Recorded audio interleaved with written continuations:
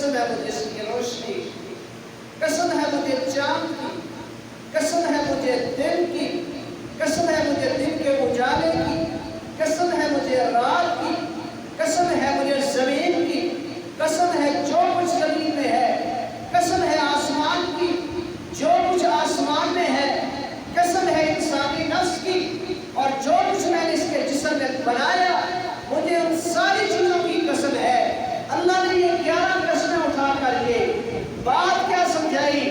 اللہ فرماتے قد افلح من زکاها وقد خاب من دساها، یقیناً فلاح پا گیا وہ شخص جس نے اپنا تزکیہ نفس کر لیا، یقیناً تباہ و برباد ہو گیا وہ شخص جس نے اپنے نفس کو گناہوں سے گندا کر لیا، آلودہ کر لیا۔